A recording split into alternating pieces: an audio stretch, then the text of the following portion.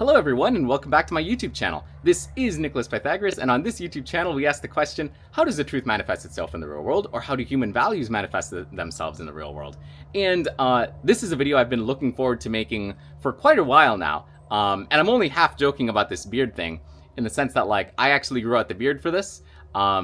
You know, I'm in the Eastern soul, I guess. I'm in my Eastern phase right now, although I don't necessarily think it's a phase.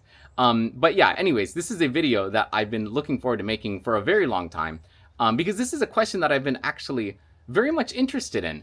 As if you know me, then you know that I'm very fascinated about Oswald Spengler. I'm fascinated about his topics, his talks regarding cosmology and the manifestation of consciousness. You know, how does consciousness manifest? I mean, that is that's the same vein, the same spirit of the question that like I'm asking at the start of this video, which is what is not only what is the truth, but how does the truth manifest itself in the real world? How does our manifestation of consciousness manifest? Whether it's our foods that we eat, whether it's the languages that we speak, the architecture, and like, if you will, it's the soul of the civilization. And that's exactly what I'm interested in. So I'm very fascinated about that.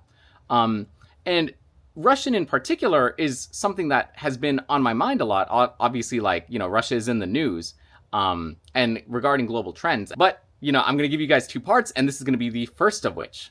Yeah, this is going to be the first part. So let's get into it. If you know anything about the culture of Russia, you know that first of all, Russia is Eastern Orthodox, but it's influenced highly by the Greeks. Not only are they borrowing certain letters in their alphabet, not only are the Russians borrowing certain Greek letters, but the culture is very influenced. As you can see, the architecture is Neo-Byzantine.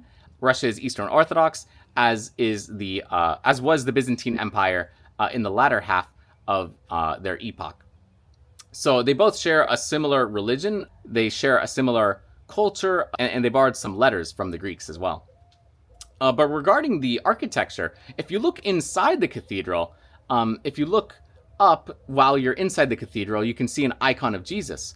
And this is kind of reminiscent of the idea that God resides in the heavens. He resides in the sky, that he is above, that divinity is above. But if you look, going back to the architecture, if you look up while you're in the Eastern Orthodox cathedral, then it shows that God is in the heavens, and that the heavens is in the sky, and the sky is a domain of God, that it's divine, and that we are not allowed to go there just yet. And if you look above, you can see the light filtering through. And when I mean the light, I mean the actual, like, the sun permeating, the sun, the sun permeating the darkness, that it goes through the darkness from above. The sun representing light, representing God, representing goodness. And especially the light represents goodness because, you know, you're able to see, like literally, you're able to see, not just in a physical sense, but in a metaphysical sense, in a symbolic sense. And if you look at the candles represent faith, because not only does it have to be maintained, because, well, first of all, if the candles are lit, then you can see the icons, let's say of the Blessed Virgin Mary, of Jesus, of different saints. But the candles, our faith, has to be maintained, because if the candles go out, then we're in darkness. We don't see, again, metaphysically and symbolically, we don't see you know, the saints, divine. We don't see the heavens. We don't see that. So I think it's very important that candles are like a symbol of faith. It has to be maintained, and that if we have the lights of faith, then we can see the saints. We can see heaven. And God is above the candles. He is above faith because, like, he is the light. He is not only the source of growth and you know, that the sun provides nutrients and health to plants, but it provides a light for us to see, and that light permeates the darkness. The darkness represents you know, evil and blindness, and so I think that's like pretty cool. Also, I do like that the Russians are a two-dimensional kind of thinking people. They're a two-dimensional people. If you look at Western civilization, their artwork, it's a three-dimensional kind of consciousness. three dimensions means like depth and stuff. If you look at the Western architecture, it actually goes up into the sky. It's kind of like, we don't care that this is the domain of God. We don't care that the sky is the domain of God. We're going to, kind of, push through that. We're going to push past that. Whereas if you look at, and this is going outside in the Eastern Orthodox cathedrals, but if you look at the outside of Eastern Orthodox cathedrals, you can see like floating like orbs, and they are topped off with a cross. Again, if you take this idea that God resides in the heavens, that God is above us, then you can say that the cross represents God. You can say that the world, the orbs represents the orb or the mir, M-E-R, mir, which is world in Russian. It represents the world. So I think that's really cool regarding not only the outside architecture being Neo-Byzantine, but you look inside and you see these connections with the lights, with candles representing faith. Also, the last thing I will say regarding the architecture is that it's made out of stone. And usually there's a difference between stone and wood symbolically. For example, the cross is made out of wood because wood represents living matter. It represents something that's alive. The cross is the path to salvation. The cross is the path to heaven. So when Jesus says he is the way, the truth, and the life, and he's on a cross, the cross is wood, that represents life. Stone represents something that's like inanimate. It represents something that's like not alive. And if you want something that is ingrained and permeated for a long time, you're going to use stone, which is why the buildings are made out of stone. And like, let's say like if you want to write something down, in the past you use like stone tablets, you want something that actually like lasts a very long time, you use stone.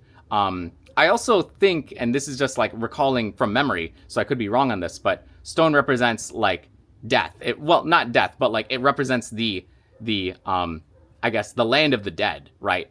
Like it represents like something that's not alive. So yeah, which wood represents something that's alive. Anyways, so finishing that like commentary regarding the architecture, I want to segue into this is a very niche kind of topic, but regarding sophiology. Sophia meaning wisdom, but basically some backstory. There was a guy named Vladimir Solovyov, and he was a Russian philosopher in the mid-1800s, and he was developing this idea, this philosophy of Sophia, sophiology. And Sophia, it's kind of hard to describe, but from what I can gather, Sophia is the spiritual interconnectedness of the universe. It is the spiritual fabric that connects us all. And it's actually kind of interesting, but I would say when in Star Wars, when they describe the Force, the Force binds us, it connects us, it brings us together. That's pretty much Sophia, at least like a good way to essentially like think about it. So again, Sophia is the interconnected spiritual fabric that connects us together. And if you want to look more into this, which I highly, highly recommend you do, because it's a very interesting, fascinating concept. I'm going to like list some people here on the screen. Vladimir Solovyov, Pavel Florensky, and this other guy, I'm not sure if his name is like Bugachev or not Bulgakov, but Bugachev or something.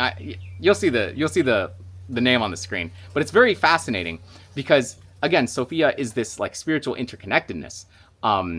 It's this fabric that connects us. It's pretty much essentially like the Force. And it's a very interesting philosophy.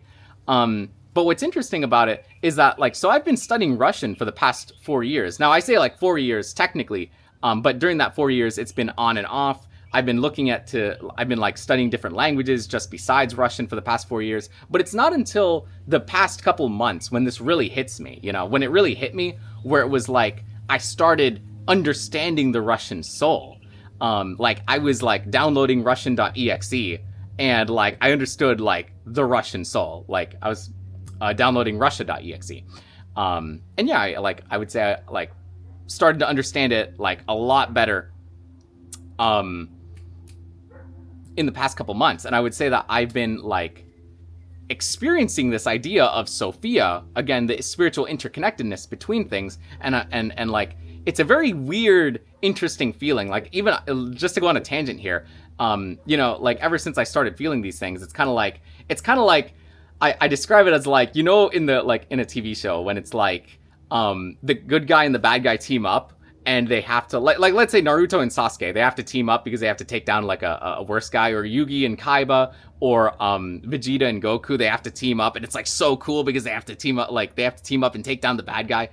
It's like the fusion of yin and yang, like the fusion of order and chaos, and like that's what's going on in my mind. Like when I study Russian, and I think of like the cosmology between the West and the East, between Russia and America. It's like, wow, like that's going on in my mind, and it's very cool. It's very fascinating, and I can't get enough of it, which is why it's like I'm very passionate about studying it, and I want to know more about it, especially the cosmology, especially the Russian soul. But anyways, yeah, I would say a kind of more materialistic way of thinking about the of Sophia is the internet. If you think of the internet, it connects us literally. It connects us like digitally, and it connects us like like digitally and electronically. But it's not a spiritual thing. But I would say this interconnectedness. Just to go back to there's a guy named Gene Gebser, and again another person that I would highly recommend everyone check out. But Gene Gebser has this theory that we have entered this integral consciousness structure. Integral meaning like, because we're coming out of this very individualistic kind of rationalistic epoch, we're starting to, after the breakdown of the consciousness, or rather the breakdown of the community, the consciousness is going to try to form itself back together. And I'm paraphrasing heavily because they can say it better than me. But like we're going to start forming consciousness back together, so to speak, even though that's technically not what happens. But we're going to start forming and integrating things back into place. It's like if you think of the pieces of a puzzle, and we have already broken the puzzle, but now the pieces are going to come back together. And that's exactly what this idea of sophiology, of this idea of Sophia and the internet is. It's this interconnectedness, kind of like connecting everything back together, like bringing back all the broken individual pieces back together. And that's essentially what the integral consciousness structure is. And I would even argue that Russia is a very fraternal like society. It's more fraternal than America, which we know America is individualistic. It's very interesting that Russia, as its a beginning, it's kind of its own epoch, its own civilizational, its own cultural epoch, that it's a more fraternal society, and that it is coinciding with the integral consciousness structure. So I think that's very interesting. The other thing that I remembered to discuss about is regarding the Russian soul is actually so Russians have these things known as like fables, myths and fables. They have these characters called bogatirs. Bog actually means God in Russian, and so bogatir translates to like hero, or someone like, think of like, I don't know, it's kind of like a superhero, but like bogatir meaning like, because it was back in Kievan Rus, their consciousness is like warriors that represent a supernatural. They have like this supernatural kind of divinely inspired, like you could say, I don't know, superpowers that are divinely inspired. And there's one fable regarding one bogatir. So basically the fable goes that there were two travelers, and they came across this one guy who was the bogatir. The bogatir was paralyzed. His legs were paralyzed, so he couldn't move, he couldn't walk. And so they did some magic, or they did a prayer or something, and the bogatir was healed. And the bogatir could now walk. His paralysis was cured, and he goes along. He meets another dude, and this other guy dies, or maybe he does. Maybe he dies. I forgot. But then he goes to like Kiev, which was the capital of Kievan Rus at the time. But it's very interesting. I want to say, for the points regarding this video, that the Russian soul has to do with, first of all, the importance of movement, the importance of walking. It's very interesting. Before I get into the language, I'm going to talk about the this fable. But so first of all, you have two travelers. Okay. Um, the significance is that they were traveling. They were already in motion. And the second thing is that they healed a paralyzed man. They healed the bogatir. They healed his legs. And why are legs important? What do legs do? They make you walk. They help you to walk. They help you to move. So movement is very important. Travel is very important.